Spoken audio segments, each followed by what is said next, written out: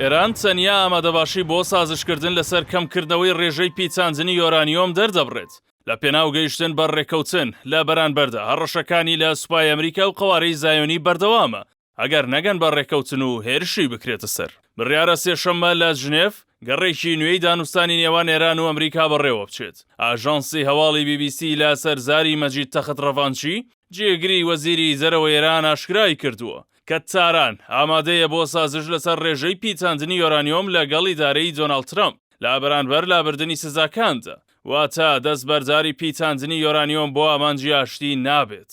سەرڕای هەندێک گەشتبینی ڕەوانچی دووپاتی کردەوە کە پیچاندنی سفر لە ڕوانگەی تارانەوە چیتر جێی گفتوگۆ نییە. ئەمەش بەو مانایەیە کە بۆشایی نێوان هەردوو لە بەردەوامە. لە کاتێکدا ئیدارەی ئەمریکا لە گفتوگۆ لەگەڵ تاران بەردەوامە، قەوارەی زایۆنی هەموو هەوڵێک دەدات بۆ ڕێگری لە گەیشتن بە ئەنجام. میدیای قەوارەی زایۆنی لە دەستگامنیەکانەوە ئاشکرایان کردووە کە پێشبینی دەکەن چانسی گەیشتن بە ڕێکەوتن زۆر کەم بێت و لەگەڵ واشنگتن سەرقاڵی داڕشتنی پلانێکن بۆ جێبەجێکردنی تونترین فشار و ڕێگری لەوەی ئێران نەوتەکەی بە چین بفرۆشێت کە سەرچاوەی سەرەکی داهاتی ئێرانە لەم کاتەدا.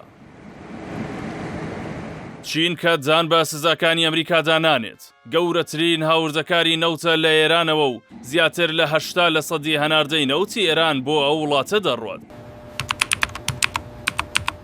هەروەها پەکین و تاران سیستمێکی بازرگانیان دامەزراندووە کە زیاتر پشت بە دراوی یوانی چینی دەبەستێت و تۆڕێکی نێوەندگیری بۆ دوورکەوتنەوە لە مامەڵەکردن بە دۆلار و بەرکەوتن بە ڕێخەرانی ئەمریکا. بە پێی میدیەکانی ئەمریکا، ڕاوێژکارە نزیکەکانی ترامپ ستیڤ ویتکۆف و جاریت کوشنەر بە ترامپیان ڕاگەیاندووە کە گەیشتن بە ڕێکەوتنێکی باش لەگەڵ تاران کارێکی زەحمەتە بەهۆی مێژووی ئاڵۆزی نێوانیان، هەرچەندە جان بەوەدا دەنێن کە ئێرانیەکان لە ئێستادا قسەی دروست دەکەن و زمانەکەیان گۆڕیوە. هاوکات ئاژانسی تەسنیم لە زاری ئیبراهیم ڕەزایی ئەندامی لیژنەی یاساییشی نیشتیمانی و سیاسەتی دەرەوەی ئەنجومەنی ئێرانەوە بڵاوی کردەوە. تیمی دانوستانکاری ئێران پاکێجێکی پێشنیازیان ئامادە کردووە بۆ دانوستانەکان. ئاماژەشی کردووە کە زۆر گەشتبین نین بە دەرەنجامی دانوستانەکان، چونکە ئەمریکا مێژوویەکی دوور و درێژی هەیە لە پێشێلکردنی ڕێکەوتنەکان. هاوکاتی دانوستانەکان، ئەمریکا هێز و کەشتی زیاتر ڕەوانەی ناوچەکە دەکات.